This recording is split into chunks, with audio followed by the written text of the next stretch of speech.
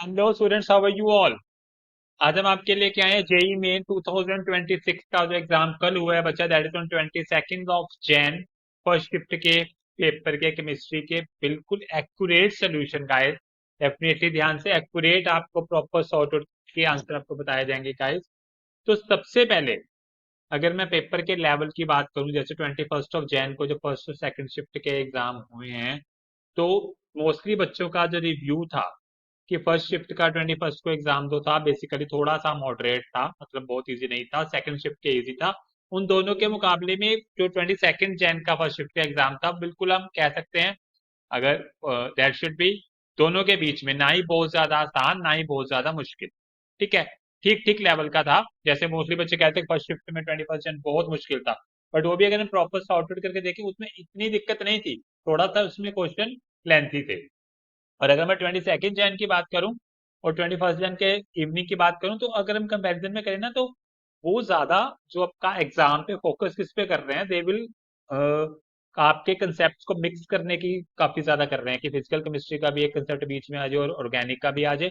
Plus assertion reason type question काफी ज्यादा पूछे जा रहे हैं गाइस। ठीक है, तो जिन बच्चों ने एग्जाम अभी आज इवनिंग देना है, और या जिनका एग्जाम 24th को है गाइस, मॉर्निंग और इवनिंग, तो डेफिनेटली वो वीडियो को प्रॉपरली शुरू से एंड तक देखिएगा। और जो बच्चे 22 जैन का एग्जाम दे उनके लिए भी वीडियो काफी बेनिफिशियल है। ठीक है गाइस, ताकि उनको मेरे साथ साथ आपने बताना है इन द कमेंट सेक्शन कि जो आंसर मेरा वही आंसर आपका आया या नहीं। ठीक है गाइस, तो चलिए हम स्टार्ट करते हैं। एंड फर्स्ट ऑफ ऑल एक और छोटी सी बात आप याद रखिएगा कि जेई एग्जाम जो बेसिकली है, इसे हम एग्जाम नहीं, एक फिनोमिना, एक प्रोसेस है गाइस, की जिन बच्चों का 21 ऑफ जैन का पेपर दोनों शिफ्ट में जो बच्चे थे, या जो 22 ऑफ जैन फर्स्ट शिफ्ट में थे गाइस, तो या सेकंड शिफ्ट में भी थे, उनका अगर पेपर ठीक ठीक उन्हें मुश्किल लगा या नहीं हुआ अच्छा, तो वो डेफिनेटली एक प्रोसेस है। आप अपने अगले अटेम्प्ट के लिए प्रॉपरली गाइस तैयारी कीजिए। तो वीडियो सबके लिए बहुत इंपॉर्टेंट है guys. Is it clear guys? तो वीडियो को अपनी स्टार्टिंग से एंड तक जरूर वॉच कीजिएगा गाइस, अगर आपको अपने जेई के एक्यूरेट सोल्यूशन और कंसेप्ट को क्या करना है गाइस, क्लियर करना है। ठीक है, चलिए स्टार्ट करते हैं।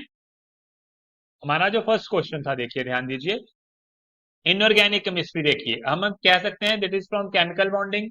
ठीक है, अब पी ब्लॉक भी कह सकते हो कि एलिमेंट तो ब्लॉक पी के हैं, बट कंसेप्ट ऑफ हाइब्रिडाइजेशन है, हम ज्यादातर बेस करते हैं, तो ये केमिकल बॉन्डिंग में प्रॉपरली आपको समझाया जाता है। ठीक है, कुल मिला के इनऑर्गेनिक केमिस्ट्री का क्वेश्चन है, बड़ा ही सिंपल क्वेश्चन। देखिए अब क्वेश्चन में कह रहा है कि XF3 मेरे पास है। XF3, XF3 हमें बता दिया गया है वो क्या है, लुईस का बेस है। क्या है वो? लुईस का बेस। ठीक है, सॉरी लुईस का एसिड है गाइस, नॉट बेस। XF3 क्या है हमारा, लुईस का एसिड है। ठीक है गाइस, अब लुईस के अकॉर्डिंग एसिड कौन होते हैं, जो इलेक्ट्रॉन डेफिशिएंट कंपाउंड होते हैं, पहली बात तो ये। और YF3 क्या है, YF3 है हमारा, XF3 लुईस का एसिड है, तो YF3 हमें क्वेश्चन में कह रहे हैं वो क्या है, लुईस का, YF3 क्या है, लुईस का बेस है। Is it clear? तो ये पता लग गया कि एक एक्स हमारा लुईस का एसिड है और वाई हमारा जो YF3 है वो लुईस का बेस है। ठीक है, एक्स कह दिया मतलब XF3। ठीक है, अब देखिए अगर इसी का ना वाई है जो हमारा ना, जैसे हम ये बात करें यहाँ पे, थोड़ा सा यहाँ पे देख सकते हैं, अगर हमारा एफ की जगह एच होता तो बहुत आसान हो जाता। वैसे ये भी दिक्कत की बात नहीं है, इसमें कोई दिक्कत नहीं है, बट ज्यादातर सोचते हैं कि NH3 लुईस का बेस है। ठीक है ना, ये ज्यादातर फोकस किया जाता है इस पे। ठीक है, अब लॉन्ग पी को है, हमें बस दोनों की स्टेट ऑफ हाइब्रिडेशन बतानी है। अब देखिए XF3 लुईस का एसिड तो definitely electron deficient compound P block को बिलोंग कर रहा है, तो इट कुड भी हम कह सकते हैं ये हमारा BF3 हो सकता है। It is BF3। ठीक है बच्चा, तो BF3 में बोरोन के वैलेंस शेल में इलेक्ट्रॉन कितने, तीन। तीन इलेक्ट्रॉन और नो, तीन इलेक्ट्रॉन तीन बॉन्ड बना रहा है, तो इसमें तीन ही बॉन्ड पेयर है हमारे, लोन पेयर तो जीरो है, तो ये हो गया sp2 हाइब्रिडाइज हो गया। Is it clear? अब YF3 क्या होगा हमारा, जो इसका बेस, बेस के पास एक्स्ट्रा लोन पेयर होना चाहिए। क्या होना चाहिए, बेस के पास एक लोन पेयर होना चाहिए। ठीक है, तो अगर हम लोन पेयर की बात करें, तो हम यहाँ पे पिक कर सकते हैं NF3।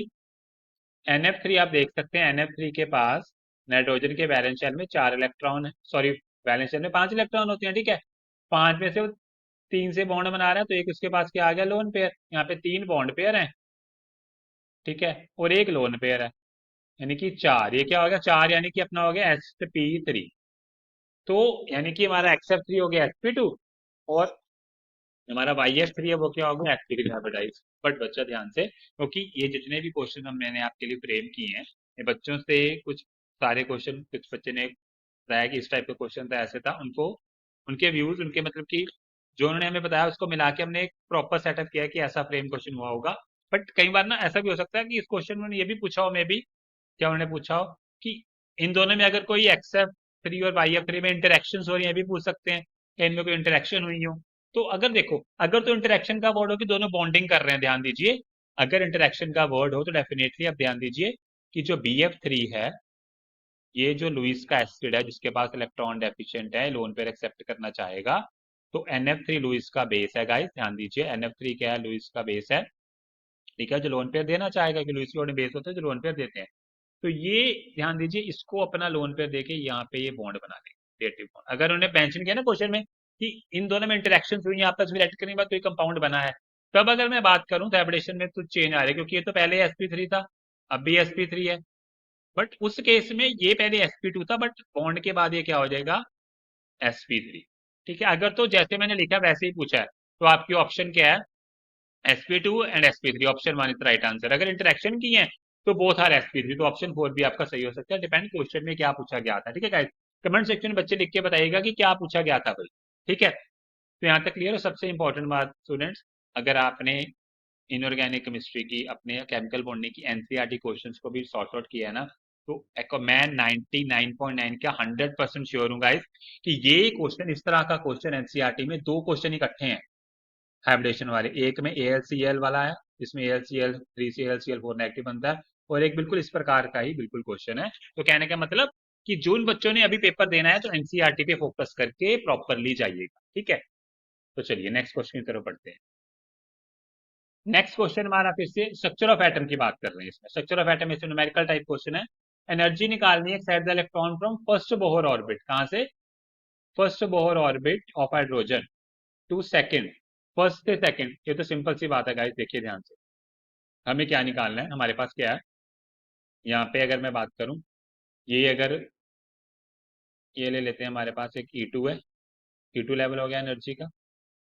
ठीक है, बोहर स्पेक्ट्रम की बात है, और ये हो गया E1 लेवल, ये क्या हो गया, E1 लेवल। ठीक है, तो हमें पता है, आपको तो वैसे बच्चों को ना याद होनी चाहिए कि -13.6 अपॉन एन स्क्वायर होता है किसी भी इलेक्ट्रॉन के। En की वैल्यू अगर निकालनी है, En should be is equal to for N shell -13.6 divided by N square electron volt में। ठीक है, अब यहाँ पे आप देख सकते हैं कि हमारे पास क्या है, हमें तो डेफिनेटली याद ही हो जाना चाहिए कि पहले लेवल की -13.6 होती है इलेक्ट्रॉन वोल्ट में, सेकंड लेवल की होती है, हो जाएगी -3.4। ऐसे आप 4-5 लेवल आप माइंड में रख लीजिए, इस पे से क्वेश्चन आता ही आता है। ठीक है, अब देखिए हमें इन दोनों की एनर्जी में गैप के बारे में पूछा जा रहा है। सीधे सीधा आप माइनस कर लेंगे गाइज, आपके पास एनर्जी का गैप आ जाएगा एग्जैक्टली। अगर आप माइनस कर लेते हैं तो आपके पास एनर्जी का gap that should be come out to be equal to what, ये आ जाएगा आपका फाइनल में E2 minus final minus initial, तो आ जाएगा 10.2 इलेक्ट्रॉन, 10.2 इलेक्ट्रॉन वोल्ट आ गया आपका आंसर। बाकी ऑप्शन मैंने मेंशन नहीं कि मे बी इनमें से कोई ऑप्शन आपकी होगी। ठीक है, बिल्कुल बिल्कुल स्ट्रक्चर बैठेंगे, बिल्कुल सिंपल क्वेश्चन डाल दिया था गाइस ये। ठीक है, तो चलिए नेक्स्ट देखते हैं हमारे पास क्वेश्चन क्या है। ओके, हमें गिवन मेटल्स को अरेंज करना है बच्चा, गिवन मेटल का increase number of their remember unpaired electron, पहली बात। तो दूसरा उसने देखो कितना मजेदार, जहां पे वो गलती करवाना चाहता है बच्चों से, देखिए लो स्पिन कॉम्प्लेक्सेस हैं। देखिए बताता हूँ कहाँ बच्चे गलती करेंगे। लो स्पिन कॉम्प्लेक्सेस में कॉम्प्लेक्सेस गिवन है Mn Cr3 positive, CO3 positive, Fe3 positive. देखिए अगर मैं सिंपल सी बात करूं Mn3 पॉजिटिव की, देखिए कहाँ पे गलती होगी, ध्यान दीजिए Mn3 पॉजिटिव 25 एटॉमिक नंबर है, मैग्नीज का एटॉमिक नंबर कितना है 25। तो अगर मैं अगर इसकी बात करूं 3 पॉजिटिव में, तो 3 बन जाएगा 3d4 कॉन्फ़िगरेशन बन जाएगी, सीधा हम लिखता हूँ 3d। ठीक है, और हमारे पास क्या है, Cr3 पॉजिटिव की बात करें, अगर Cr3 पॉजिटिव की बात करें तो ये Cr हमें पता है 24 एटॉमिक नंबर, ये हाफ फिल्ड होता है 4s1 3d5, और 3 पॉजिटिव की बात करें तो ये हो गया 3d3। यहाँ तक क्लियर गाइस। उसके बाद हमारे पास आ गया कोबाल्ट 3.27 3d7 4s2। इसमें से अगर आप तीन इसमें से अगर हम 3 इलेक्ट्रॉन का निकालते हैं, देखिए सीधा सीधी बात है, 3D, यहाँ पे 3D7 4s2 3, यानी कि ये बन जाएगा 3D6। ये क्या बन गया आपका 3D6। अब ध्यान दीजिए, कोबाल्ट हो गया Fe। Fe3 पॉजिटिव की मैं बात करूं, अगर Fe3 पॉजिटिव 3D6 4s2, ये बन गया Fe3 पॉजिटिव 3D5। यहाँ तक ठीक है। अब मोस्टली स्टूडेंट्स क्या करेंगे, देखो चार, चार अनपेड हो गए, तीन अनपेड हो गए, छह हैं, तो मतलब कि फिलिंग हो गए 5 और 6, चार अनपेड हो गया 5, तो ये फटाफट सोच लेते हैं बच्चे। बट बिल्कुल नहीं, बिल्कुल नहीं, आप ध्यान दीजिए उसने कहाँ पे आपको फंसाना चाहा है। वो आपसे क्या कह रहा है कि हमारा जो कॉम्प्लेक्स है वो क्या है, लो स्पिन। तो लो स्पिन की अगर मैं छोटी सी आपको बात बताऊं, अगर आपको सीएफटी में प्रॉपरली सॉर्ट आउट किया है, आपको पता है कि हमारे जो नीचे वाले ऑर्बिटल होते हैं 3 T2G, ठीक है, 1 2 3, और ऊपर वाले में साइड, वैसे इसके ऊपर ही बना रहा हूं, मैं साइड पे बना रहा हूँ प्रॉपरली। ये हो गए हमारे ईजी ऑर्बिटल, ठीक है। अब लो स्पिन मतलब कि स्ट्रॉन्ग फील्ड लिगेंड है, तो पेयरिंग करेगा, करेगा ना पेयरिंग स्टूडेंट्स। तो चार की पेयरिंग होगी, 1 2 3, स्ट्रॉन्ग लो स्पिन है, तो यहाँ पे अनपेड कितने रह गए, यहाँ पे दो अनपेड रह गए, ठीक है। 3D3 में तो डेफिनेटली फिलिंग करोगे तो 1 2 3 तीन ही अनपेड रहेंगे। उस तरह सेम इस तरह से अगर आप 3D6 में करते हो तो 0 अनपेड इलेक्ट्रॉन, और 3D5 में अगर करते हो 1 1 2 3 4 5 वन अनपेड इलेक्ट्रॉन, एक अनपेड इलेक्ट्रॉन, ठीक है। तो ऑप्शंस में आपको जो भी दिया हो कि सबसे ज्यादा अनपेड इलेक्ट्रॉन किसमें है या सबसे कम, मैंने आपको पूरा ऑर्डर ही बता दिया, ठीक है, कि सबसे ज्यादा अनपेड इलेक्ट्रॉन आपके किसमें आएंगे, Cr3 पॉजिटिव में, उसके बाद C2, उसके बाद Mn3 पॉजिटिव में दो, फिर Fe3 सबसे कम किसमें होंगे, CO3 पॉजिटिव में। Is it clear guys? तो लो स्पिन वाला ध्यान से देखना, ये बच्चा जिन्होंने अगली बार अगली टर्म में मतलब कि जिनका एग्जाम कल है, ठीक है, मॉर्निंग और आज इवनिंग शिफ्ट में है, कल इवनिंग में है, मॉर्निंग में है, वो इनको प्रॉपरली सॉल्व कीजिए कि वो वहां से क्वेश्चन उठा रहा है, ठीक है। डी एंड एफ से इस तरह से क्वेश्चन उठाए जा रहे हैं लो स्पिन हाई स्पिन कॉम्प्लेक्सेस के ऊपर, ठीक है। आप मेरी जो मैंने 21 जैन का जो फर्स्ट शिफ्ट के सोल्यूशन बनाया है, जिन्होंने नहीं देखे प्रॉपर सॉल्व कीजिए, उसमें से डी एंड एफ में कहाँ से उन्होंने उठाए प्रॉपरली उस चीज को माइंड में रखिए, ठीक है गाइस। Is it clear? तो चलते हैं नेक्स्ट क्वेश्चन की तरफ। ये है हमारा नेक्स्ट क्वेश्चन। अब नेक्स्ट क्वेश्चन में क्या कह रहा है वो हमसे, चलो जी, +2 केमिकल किनेटिक्स फिजिकल केमिस्ट्री से क्वेश्चन। हमारे पास एक रिएक्शन है फर्स्ट ऑर्डर, पहले तो बता दिया कि फर्स्ट ऑर्डर रिएक्शन है, ठीक है। ए से प्रोडक्ट बन रहा है, पहली सोल्यूशन 100 ml है, उसकी कंसंट्रेशन है 10 m है, उसकी रेट हमें दी है R1। दूसरी 200 ml है और कंसंट्रेशन 10 m है, रेट उसकी दी है 8। चलिए, थर्ड में 100 ml 10 m मतलब कि एक आई है, प्लस उसमें 100 ml वाटर ऐड किया, उसकी R3। और कौन सा ऑर्डर हमारा सही है बताना। अब सीधी सी बात है, हमें पता है अगर किसकी रिएक्शन के हम रेट निकालते हैं, रेट क्या होता है, ए से अगर प्रोडक्ट माइनस फोर का रेट क्या होता है, rate should be equal to, ठीक है, के कंसंट्रेशन ऑफ ए, ठीक है। तो R1 की अगर बात करें गाइस, R1 की अगर हम बात करें तो कंसंट्रेशन में पता है कि rate will depend upon concentration, rate rate सीधा सीधा कंसंट्रेशन पे डिपेंड करेगी। तो अगर हम देखें सोल्यूशन 1 और 2 में तो देख सकते हैं कंसंट्रेशन सेम है, तो रेट भी same, R1 should be equal to 8, पहली बात तो ये क्लियर। R1 R2 कहाँ पे है, तीनों ऑप्शन, चौथी ऑप्शन तो चलो निकाल दीजिए। अब थर्ड में वो क्या कर रहा है, देखिए वो 100 ml पानी ऐड कर रहा है, तो मतलब कि वो क्या कर रहा है, डिल्यूशन कर रहा है। क्या करना चाह रहा है, डिल्यूशन। और जब भी डिल्यूशन होगी गाइस, डिल्यूशन के केस में क्या होगा, वॉल्यूम बढ़ेगा, वॉल्यूम क्या होगा, डेफिनेटली बढ़ेगा। और जब भी वॉल्यूम बढ़ेगा गाइस, तो कंसंट्रेशन क्या होगी आपकी, डिक्रीज होगी। तो यानी कि इस केस में कंसंट्रेशन डिक्रीज हो रही है, तो कंसंट्रेशन डिक्रीज होने मतलब कि जो R3 रेट होगी वो भी क्या होगी, डिक्रीज होगी। तो मतलब कि R1 इक्वल टू R2 जो है वो R3 से बड़ा होना चाहिए, ठीक है, या R3 R1 R2 से कम होना चाहिए, one and the same thing. तो ऑप्शन ऑप्शन मैच कर सकती है, ये भी नहीं हो सकती। Option third is the right answer. Is it clear guys? ठीक है, तो प्रॉपरली देखिए फिजिकल केमिस्ट्री में तो कहाँ से क्वेश्चन उठाया, और फिजिकल केमिस्ट्री में मैं आपको पहले बता देता हूँ, अगले शिफ्ट के जा रहे हैं तो पहले आप देख सकते हैं, आपको एक्टिवेशन एनर्जी पे डेफिनेटली क्वेश्चन पूछे जाएंगे गाइस। आपको एक्टिवेशन एनर्जी से क्वेश्चन जरूर पूछे जाएंगे, तो आपने प्रॉपरली वो कंसेप्ट सॉर्ट आउट करना है एक्टिवेशन एनर्जी का, उसमें से न्यूमेरिकल 21 जैन के फर्स्ट शिफ्ट में भी उसमें से पूछे गए हैं। Is it clear guys? चलिए move towards the next one. अब नेक्स्ट क्वेश्चन में क्या कह रहे हैं हमारे पास, देखिए फिजिकल केमिस्ट्री का फिर से chemical kinetics, first order reaction है, K1 हमें गिवन है ये वाला, और K2 हमें गिवन है दैट 10⁻⁴ - 24 T हमें टेम्परेचर निकालना है जिसमें दोनों रिएक्शन का रेट कांस्टेंट सेम होगा। दोनों रिएक्शन का क्या सेम होगा गाइस? रेट कांस्टेंट सेम होना चाहिए।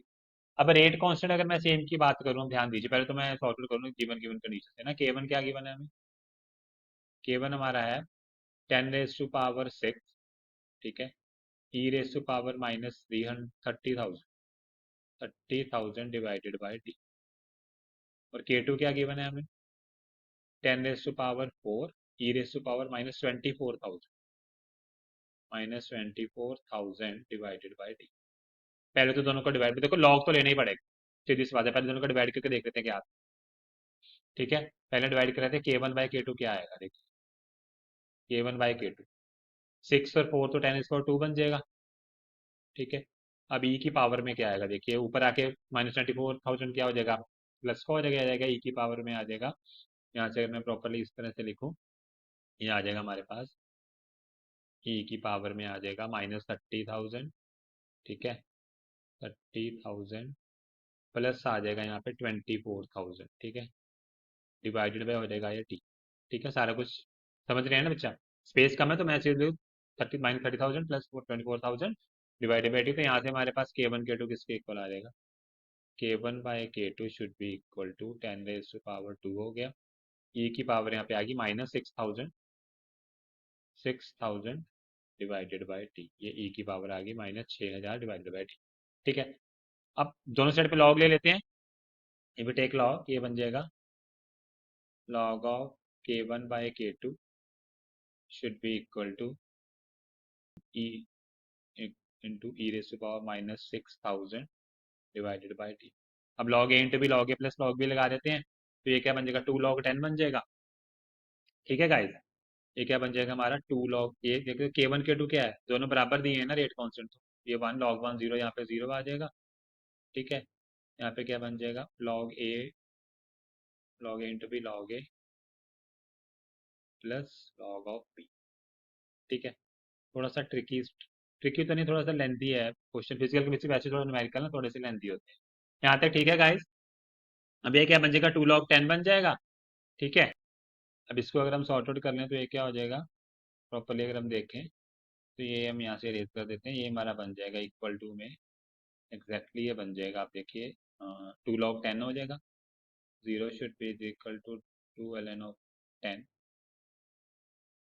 ठीक है, तो प्लस यहाँ पे माइनस माइनस हो जाएगा 6,000 डिवाइडेड बाई टी, लॉग ही तो 1 हो जाएगा।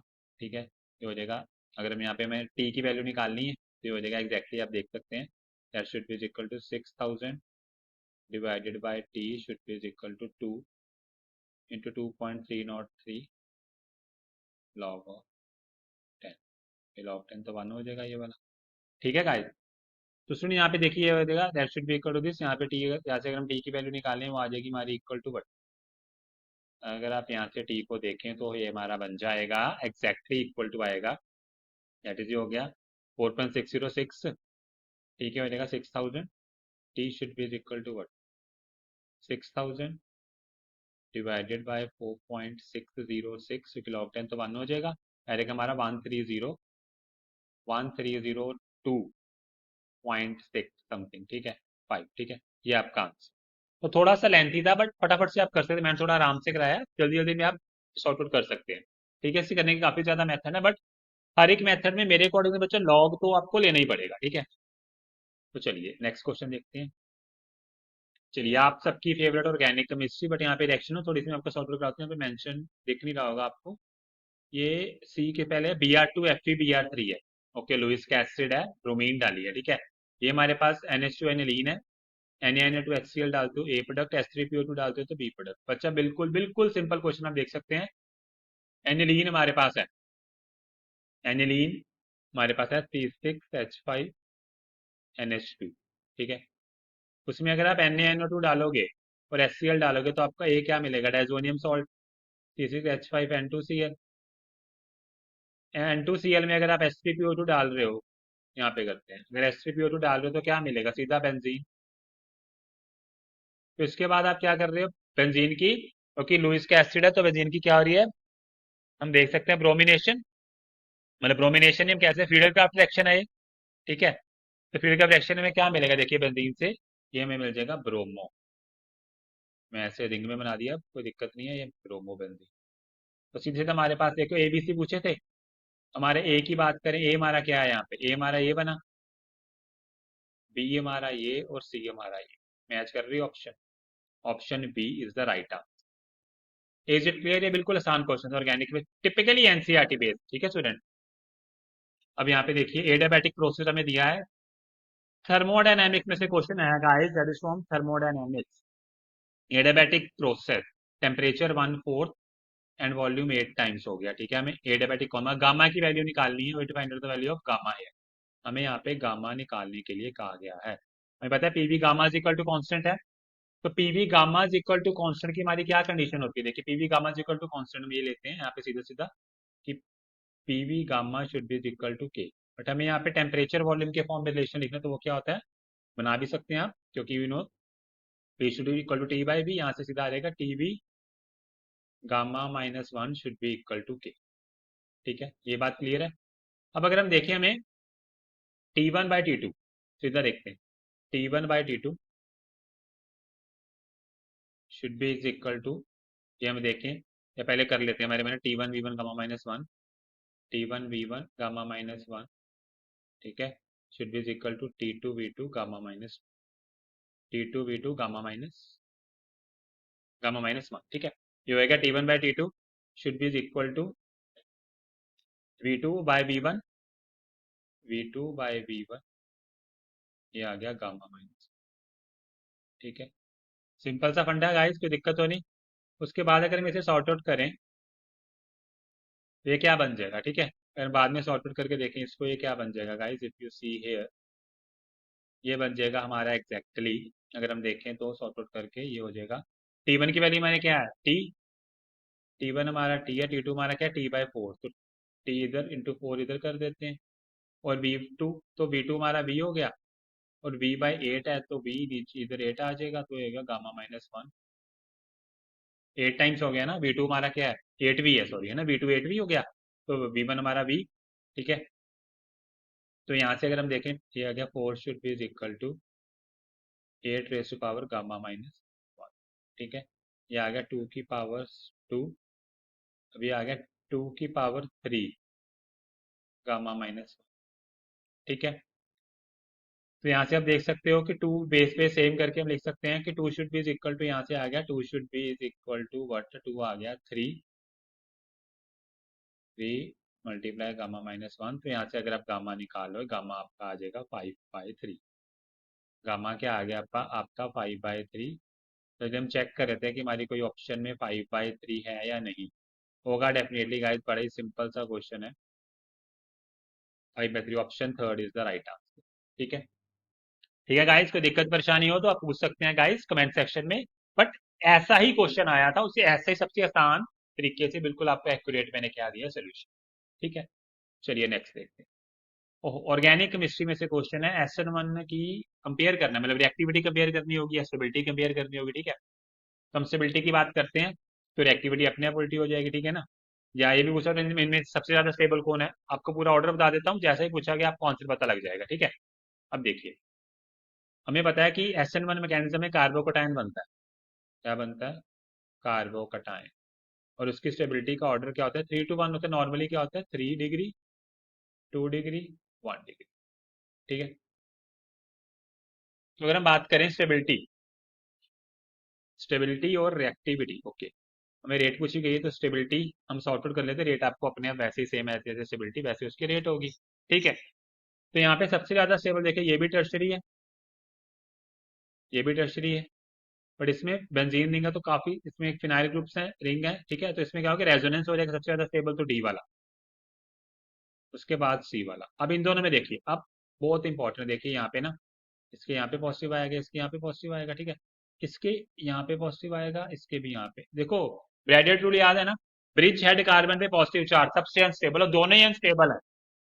अब दिक्कत क्या है, अनस्टेबल में से थोड़ा सा कुछ दोनों को कंपेयर करें तो आप देख सकते हैं कि इसमें दो ग्रुप्स हैं, दो ग्रुप्स हैं, इसमें एक ही ग्रुप लगा है, तो इसमें एंगल स्ट्रेन, इसमें जो है ना, इस वाले में एंगल स्ट्रेन थोड़ी सी कम होगी, एंगल स्ट्रेन थोड़ी सी लेस होगी, तो ए वाला बी से थोड़ा ज्यादा स्टेबल होगा, ए वाला बी से थोड़ा ज्यादा स्टेबल, तो सीधा ही ऑर्डर बन गया आपके पास, डी सी फिर ए फिर हमारा बी। सबसे ज्यादा पूछा हो तो आप डी मार्क कर सकते हैं, अगर आपको रेट का ऑर्डर दिया हो तो आप इस तरह से इसको सॉर्ट आउट कर सकते हैं। Is it clear guys? सबसे ज्यादा स्टेबल डी, फिर उसके बाद हमारा सी, उसके बाद ए, उसके बाद बी, ये हमारा क्या है, स्टेबिलिटी का order. Is it clear? Okay students, तो चलिए move towards the next one. Next में हमें असोसिएटेड टाइप क्वेश्चन है, ठीक है। हमें कह रहे हैं कि H X bond length is higher than H X bond length in H C L is higher than, हमें पता है अगर हम सी एल को एफ से कंपेयर करें तो सी एल का साइज एफ से बड़ा है, तो डेफिनेटली आपको पता है कि एच सी एल की बॉन्ड लेंथ जो है डेफिनेटली वो एच एफ से हायर ही होगी। तो स्टेटमेंट वन तो ट्रू है, स्टेटमेंट वन इज करेक्ट। क्या lowest boiling point in hydride of group 15 element is having covalency 4। Group 15 elements की अगर मैं हाइड्राइड्स की बात करूं तो हमारे पास 15 में NH3 है, फिर फॉस्फोरस हो गया PH3, ठीक है। बॉइलिंग पॉइंट की बात है, फिर हमारे पास आर्सेनिक है ASH3, फिर एंटीमनी SbH3, फिर हमारे पास बिस्मथ ये। तो हमें पता है कि down the group boiling point क्या होता है, इंक्रीज होता है ना, क्योंकि जैसे साइज बढ़ता जाएगा बंडल फोर्सेज बढ़ेंगे, बॉइलिंग पॉइंट बढ़ेगा। बट हमें ये भी पता है कि इन दोनों में एक्सेप्शन होती है, अमोनिया में हाइड्रोजन बॉन्डिंग होती है, जिसकी वजह से अमोनिया का जो बॉइलिंग पॉइंट है वो डेफिनेटली अमोनिया का बॉइलिंग पॉइंट PH3 से क्या होगा, ज्यादा, क्योंकि हाइड्रोजन पे। तो सबसे कम किसका आया, लोवेस्ट, लोवेस्ट आया PH3 का बॉइलिंग पॉइंट। लोवेस्ट किसका आया, PH3 का बॉइलिंग पॉइंट सबसे कम आया। वो कह रहे हैं 215 कोवलेंस नहीं, इसकी कोवलेंस तो चार तीन होती है, तो स्टेटमेंट सेकंड इज इनकरेक्ट। तो one is correct and second is incorrect, तो option third is the right answer. Is it clear students? H4 positive when hydride of this element basic solution of K2HgI4 and brown PPT उसके बनते हैं, तो कौन सी statement इनमें से correct है? अब देखिए सबसे इंपॉर्टेंट, जो जब भी ये क्वेश्चन देखते सार आपके माइंड में क्या आना चाहिए स्टूडेंट्स, एक छोटी सी बात जो कि बहुत बहुत बहुत इंपॉर्टेंट है, कि आपको पता होना चाहिए कि ये जो K2HgI4 की ये बात कर रहे हैं, ये बहुत फेमस नाम है इसका, जिसे हम किस नाम से जानते हैं, that is called Nessler reagent. ये क्या है, नेस्लर रिएजेंट कहते हैं इसे हम, ठीक है गाइस, नेस्लर रिएजेंट कहा जाता है। और ये क्यों यूज होता है, it is use for the, for, पता होना चाहिए फटाफट से, it is use for the identification, किसकी आइडेंटिफिकेशन करने के लिए काम आता है ये, अमोनिया की, किसकी, अमोनिया की। यहीं से आंसर सारा क्लियर हो जाएगा। पहली बात, अमोनिया की अगर ये आइडेंटिफिकेशन के लिए काम हो तो डेफिनेटली ये NH4 पॉजिटिव अमोनियम आयन, ये तो बात यहीं से क्लियर होगी, ठीक है। चलो, अब वो कह रहा है कि एलिमेंट ई है, मतलब कि एलिमेंट ई हमारा नाइट्रोजन हो गया, कोवलेंसी 5 नहीं, हमें पता है कि नाइट्रोजन की कोवलेंसी मैक्सिमम से मैक्सिमम 4 जाती है, जिसमें से 4 में भी वो 3 कोवलेंट बॉन्ड बनाता है, 3 CB कोवलेंट बॉन्ड प्लस एक उसका होता है कोऑर्डिनेट बॉन्ड, उसे हम डेटिव बॉन्ड भी कहते हैं, डेटिव बॉन्ड भी कहा जाता है। तो पहली स्टेटमेंट तो गलत। दूसरी में क्या कह रहा है, क्या brown PPT of HgNH, definitely बच्चे बिल्कुल सही। इसे हम एक फेमस नाम से जानते हैं, इसे हम मेलोन का बेस भी कहते हैं, जिसको मेलन बेस ऑल्सो, तो डेफिनेटली ऑप्शन बी तो करेक्ट है, डेफिनेटली। यही ब्राउन है ना, ब्राउन पीपीटी बनते हैं तो इसी के ही बनते हैं, डेफिनेटली सही है, ठीक है। फिर एलिमेंट ई है, तो मैक्सिमम इलेक्ट्रॉन एफिनिटी इन ग्रुप, डेफिनेटली एलिमेंट ई को, और वैसे ई हमारा नाइट्रोजन है ना, तो नाइट्रोजन की इलेक्ट्रॉन एफिनिटी तो डेफिनेटली फॉस्फोरस से तो कम ही होती है, ये तो पता है ना हमें, पहले दो एलिमेंट में इशू होते साइज छोटे की वजह से, ये भी गलत होगा। हाइड्राइड तो PH3 फोस्फीन तो कभी नहीं हो सकता ना, अमोनिया, ठीक है, तो ये भी ऑप्शन इनकरेक्ट होगी। तो डेफिनेटली आपको पता लग रहा है कि option second is the right answer. बच्चों को जिनको पता है ना कि नेशनल रिएजेंट क्या होता है, वो तो फट से इसका आंसर दे दिया होगा उन्होंने, ठीक है। कमेंट सेक्शन में प्लीज राइट कीजिए कि इन्होंने इसको ऑप्शन सेकंड टिक किया है, ठीक है। नेक्स्ट क्वेश्चन में हमसे क्या पूछा गया है, हमें पता पूछा गया कि जो न्यूक्लियोफाइल यहाँ पे गिवन है और CH3Br रिएक्ट कर रहा है उनसे मिथेनॉल। देखिए यहाँ पे इशू क्या है, मिथेनॉल हमारे पता है एक पोलर सॉल्वेंट है गाइस, ठीक है। उसमें हमें इनका न्यूक्लियोफिलिसिटी का ऑर्डर कह सकते हैं, एक्टिविटी का बताना है, F negative, I negative, C2H5 O negative, H5 O negative, ठीक है। तो सबसे इंपॉर्टेंट बात है कि पोलर प्रोटिक सॉल्वेंट है हमारे पास मिथेनॉल, ठीक है। हमारे पास जो मिथेनॉल है एक पोलर प्रोटिक सॉल्वेंट है, CH3Br in the presence of methanol CH3OH, ठीक है। तो पोलर प्रोटिक सॉल्वेंट की सबसे इंपॉर्टेंट बात क्या है कि न्यूक्लियोफाइल के जितने भी इलेक्ट्रॉन होंगे उनसे क्या करना चाहेगा, हाइड्रोजन बॉन्डिंग करना चाहेगा डेफिनेटली। तो जब हाइड्रोजन बॉन्डिंग करेगा तो क्या होगी, सॉल्वेशन हो जाएगी, और जितनी सॉल्वेशन ज्यादा होगी उतना उतना ही उसका न्यूक्लियोफाइल वाला जो कैरेक्टर है वो डिक्रीज कर जाएगा। ठीक है बच्चा, हमारे पास कंपेयर सॉल्वेशन की एफ नेगेटिव और आई नेगेटिव को देखते हैं। ठीक है, पहले तो ये दोनों पकड़े जाएंगे, इन दोनों में होगी ना। ठीक है, तो एफ नेगेटिव में इलेक्ट्रॉन डेंसिटी ज्यादा है, इसमें एच बॉन्डिंग होगी सबसे ज्यादा, मतलब इसकी सॉल्वेशन जो होगी, सॉल्वेशन मोर मतलब ज्यादा सॉल्वेशन होगी as compare to I negative से, क्योंकि सॉल्वेशन ज्यादा होगी डेफिनेटली। फिर आई नेगेटिव क्या होगा गाइस, उसकी सॉल्वेशन कम है तो वो उसका न्यूक्लियोफाइल वाला ऑर्डर जो होगा वो ज्यादा होगा। ठीक है, वो बेटर न्यूक्लियोफाइल है as compare to F negative. तो आई और एफ नेगेटिव तो हमारे आई आ गया, इनमें सबसे ज्यादा तो डेफिनेटली आई आ गया, तो ऑप्शन 4 तो क्रॉस कर दीजिए। अब बाकी तीन में देखिए, हमें पता है अगर बाकी तीनों की बात करें हमारे पास है, बाकी तीन में हमारे पास क्या क्या है, एक तो हमारे पास है एफ नेगेटिव बचा है, देख सकते हैं तीन में, और एक C2H5O नेगेटिव है, और थर्ड हमारे पास C6H5O फिनोक्साइड आयन है गाइस। ठीक है, फिनोक्साइड आयन में हमें पता होना चाहिए कि रेजोनेंस होता है। ठीक है, तो मोर ओवर हम सीधा देखते हैं, अगर सेम ग्रुप के एलिमेंट्स हो ना, सेम ग्रुप के एटम है दोनों, देखो F4 ऑक्सीजन दोनों same, sorry these are belong to same period, oxygen fluorine, oxygen का अटॉमिक नंबर 8, फ्लोरीन का अटॉमिक नंबर 9। सेम पीरियड के केस में क्या होता है, जो न्यूक्लियोफिलिसिटी का ऑर्डर क्या होता है, न्यूक्लियोफिलिसिटी का order inversely proportional to the electronegativity. तो एफ और ओ में से इलेक्ट्रोनेगेटिविटी किसकी ज्यादा है, एफ की। तो मतलब कि इन दोनों में से, तीनों में से कंपेयर करें तो डेफिनेटली एफ नेगेटिव जो होगा उसका न्यूक्लियोफिल वाला फिनोमेना सबसे कम होगा, क्योंकि इलेक्ट्रोनेगेटिविटी ज्यादा है एज कम्पेयर टू ऑक्सीजन। तो एफ नेगेटिव तो चला गया सबसे लास्ट में, हमें पता लग गया सबसे पहले हमारे पास कौन आ गया, आई नेगेटिव, सबसे पहले आई नेगेटिव है, उन दोनों को कंपेयर करते हैं, लास्ट में हमारे पास क्या आ रहा है, एफ नेगेटिव। चलो ठीक है, अब इन दोनों में से कंपेयर करें, अब ये सेम डोनर एटम है, अब देख सकते हैं, अभी अगर ऑक्सीजन दोनों सेम डोनर एटम है तो न्यूक्लियोफिलिसिटी सीधे सीधे किस पे डिपेंड करती है, बेसिसिटी पे। तो बेसिसिटी की बात करेंगे तो हमें पता है कि इसमें फिनोक्साइड आयन में मैंने पहले बताया रेजोनेंस होगा।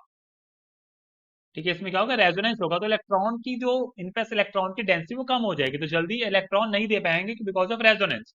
बट इस केस में तो सीधे ही प्लस आई है ना, तो ये भी कह सकते हैं कि CH6H5O नेगेटिव है वो as compare to C2H5O negative weaker base है, तो डेफिनेटली अगर वीकर बेस है तो वीकर न्यूक्लियोफाइल भी होगा, यानी कि सेकंड हमारे पास यहाँ पे क्या आ जाएगा, C2H5O नेगेटिव। उसके बाद हमारे पास क्या आ जाएगा, जो ऊपर मेंशन कर रहा हूँ जो आएगा C6H5O नेगेटिव। तो ये हमारा ऑर्डर बन गया, तो कंपेयर कर लेते हैं कि कौन सी ऑप्शन हमारी यहाँ पे करेक्ट हो सकती है। So I negative C2H5 option first is the right answer. Is it clear? आप इसको ऐसे भी फ्रेम कर सकते हो कि सबसे बड़ा जिसका साइज है, ठीक है, या वो सबसे अच्छा न्यूक्लियोफाइल हो सकता है। ठीक है, तो आप आई नेगेटिव कर सकते हो, और एफ नेगेटिव सबसे स्मॉल में, उस वैसे भी फ्रेम कर सकते हो, बट वो एग्जैक्टली सही तरीका नहीं है। ऑप्शन आगे की दिक्कत परेशानी नहीं है, बट एग्जैक्ट हम इस तरह से बेटर जैसे मैंने करवाया, आप उसको फ्रेम कीजिए, सभी आपके क्वेश्चन इजिली सॉर्ट आउट हो जाएंगे। Is it clear guys? तो चलिए नेक्स्ट क्वेश्चन की तरफ चलते हैं। नेक्स्ट क्वेश्चन में क्या पूछा जा रहा है, हमारे पास चार एलिमेंट है। ठीक है, चार हमारे पास एलिमेंट है गाइस ऑक्सीजन फैमिली की, हमें उनकी सबकी आयनेशन एनर्जी यहाँ पे मेंशन है, this this this and this. Ionisation energy for nitrogen, तो सबसे बिल्कुल आसान question, that is from inorganic chemistry again, periodic table, ionisation energy के ऊपर। बोरोन टू ऑक्सीजन जाना है। ठीक है, कहाँ जाना है, बोरोन, बोरोन एटॉमिक नंबर 5, उसके बाद 6 हमारे पास कार्बन आता है, उसके बाद 7 हमारे पास नाइट्रोजन, 8 हमारे पास ऑक्सीजन। हमें पता है अलोंगा पीरियड जब हम मूव करते हैं तो न्यूक्लियर चार्ज बढ़ता है, तो न्यूक्लियर चार्ज अगर आपका गैस इंक्रीज होगा तो आयनेशन एनर्जी भी क्या होगी, इंक्रीज होगी। तो आपका ऑर्डर क्या बन गया, यानी कि सबसे कम आयनेशन एनर्जी किसकी होगी, बोरोन की, सबसे कम बोरोन की, फिर कार्बन की, बट नाइट्रोजन की ऑक्सीजन से तो ज्यादा होगी, क्योंकि नाइट्रोजन क्या है, हाफ फिल्ड, नाइट्रोजन क्या है, हाफ फिल्ड। तो सीधे आपके पास अब पता लग गया सबसे कम इसमें से कौन है, 800.6, तो ये होगी बोरोन की। ठीक है, सबसे ज्यादा कौन है, बस वही आंसर होगा 1402, तो नाइट्रोजन का हमारे पास आयनेशन एनर्जी आ गई 1402.3 is the exact ionisation energy of nitrogen. Is it clear? देखिए सिंपल सा क्वेश्चन है, ऑप्शन आपको जैसे मर्जी इन्होंने फ्रेम की हो या सीधा बताया हो एक आंसर में, जो वन वर्ड भी होगा कि सीधा पूछा ना एन की क्या है, तो चार ऑप्शन होंगी, अब सबसे ज्यादा वही नाइट्रोजन की।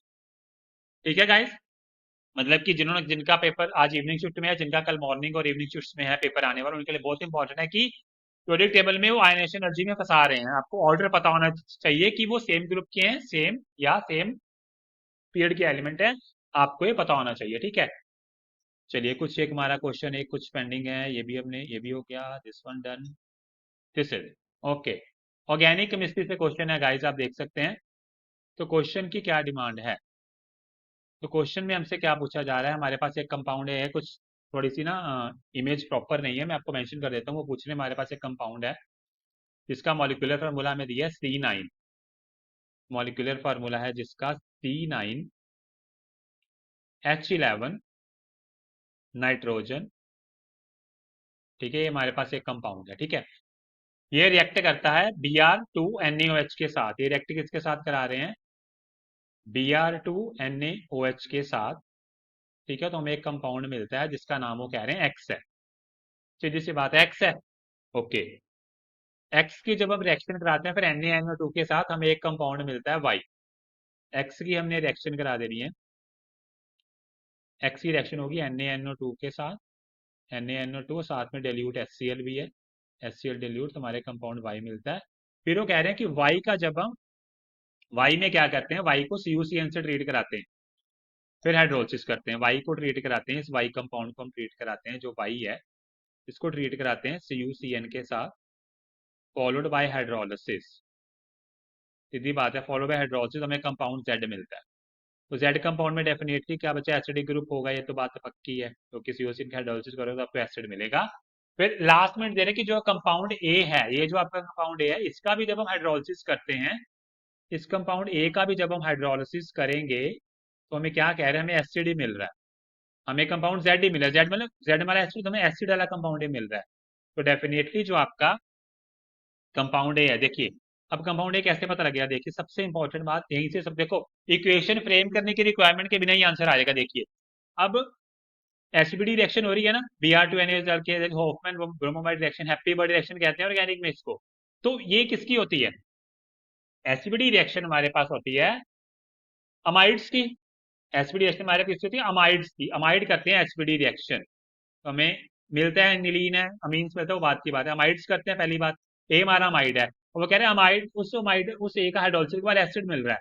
तो हाइड्रोलिसिस कौन से एसिड, कौन से हमें इस PUN के साथ मिलेगा, मतलब कि क्या 1 डिग्री होगा, सेकेंडरी कौन सा हमारे पास होगा अमाइड, तो पता है जब भी एसिड मिल रहा है तो आपका जो ए होगा ये 1 डिग्री अमाइड है। चलिए और ए क्या है, 1 डिग्री अमाइड, यहाँ से देख लिए भैया, ये सेकेंडरी है, सब ऑप्शन इनकरेक्ट, ये भी सेकेंडरी ऑप्शन इनकरेक्ट, ये भी सेकेंडरी ऑप्शन इनकरेक्ट, तो ऑप्शन सीधा पता लग गया आपको, option third is the right answer. आप इक्वेशन भी फ्रेम कर लो, आपका आंसर थर्ड ही बनेगा, बट हमें टाइम क्यों कंज्यूम कराना, हम सीधा बता रहे हैं ना आपको, सीधा ही एक छोटे से फिनोमेना से पता लग गया कि हमारी ऑप्शन ए है, ठीक है। क्योंकि आप देख सकते हो जब आप आपको मैं फॉर द टाइम बिंग आपको ये बता देता हूँ आपकी नॉलेज के लिए, जब आप इस थर्ड वाले कंपाउंड का अगर आप इसमें ब्रोमीन NaOH2 डालोगे तो आपको क्या मिल जाएगा, आपका ये CuNH2 हट के आपको एक्स कंपाउंड में क्या मिल जाएगा, NH2 मिल जाएगा, ठीक है। क्या ऊपर NH2 आ जाएगा, फिर आप NH2 में जब आप NaNO2HCl डालोगे तो आपको क्या मिलेगा, NH2 की जगह ऊपर N2Cl बन जाएगा, डायजोनियम सॉल्ट बन जाएगा, ठीक है। फिर उस डायजोनियम सॉल्ट में CuCN डालोगे तो आपके पास, उस डायजोनियम सॉल्ट में CuCN डाल देते हो आप, तो आपको वहाँ पे कंपाउंड में ऊपर क्या मिल जाएगा, नीचे तो आपका एज इट इज है, ऊपर आपका CuCN, मतलब कि आपका ऊपर सिर्फ साइनाइड लग जाएगा, ठीक है। तो जब आप साइनाइड का हाइड्रोलिसिस कर दोगे आपके पास डेफिनेटली नीचे तो CH3 ऐसे ही रहेगा, तो ऊपर आपको बेंजोइक एसिड की तरह मिल जाएगा, ठीक है। नीचे CH2 CH3 ऐसे रहेगा। उसके बाद जब उसका आप इस वाले कंपाउंड का, ये आपको जो कंपाउंड मिला है Z, ये आपको डेफिनेटली देखिए इससे ही मिला है। तो अब जब इस वाला जो अमाइड आपका होगा, ए वाला कंपाउंड है, इसका जब आप सीधा भी हाइड्रोलिसिस कर दोगे तब भी आपको देख लीजिए ये वाला कंपाउंड मिलेगा एसिड वाला। तो सिंपल सा फंडा है, कोई दिक्कत हो आप कमेंट सेक्शन में पूछ सकते हो, वरना बिना प्रॉपर रिएक्शन लिखे भी इसका आंसर बता सकते हो, ठीक है गाइस। तो ये थे 22 जैन के फर्स्ट शिफ्ट के क्वेश्चन केमिस्ट्री के गाइस। पेपर ठीक ठीक था, बहुत ज्यादा मुश्किल नहीं था बच्चा, ठीक है। एक दो क्वेश्चन कुछ लेंथी भी थे, असोसिएशन रीजन ज्यादा पूछे गए थे पेपर में, बट मैं आपको फिर से रिपीट कर रहा हूँ, क्योंकि जेई का जो एग्जाम है, इट इज नॉट एग्जाम, एक प्रोसेस है आपका प्रॉपर फ्यूचर बिल्डअप करने का। जिन बच्चों का पेपर अच्छा नहीं हुआ या मुश्किल लग रहा था, वो नेक्स्ट अटेम्प्ट के लिए बेटर कीजिए इसकी तैयारी, और आने वाले बच्चों जिनकी शिफ्ट है वो डेफिनेटली प्रॉपर वीडियो मेरी जो 21 जनवरी फर्स्ट शिफ्ट की और 2 जनवरी जो आज जो आप देख रहे हो उसको प्रॉपरली शुरू से एंड तक वॉच कीजिएगा गाइस। बट अगर वीडियो आपको नॉलेजेबल लगी हो, आपको पसंद आई हो गाइस, तो please like the video and subscribe your on channel that is Direction of Chemistry. Bye bye, thank you.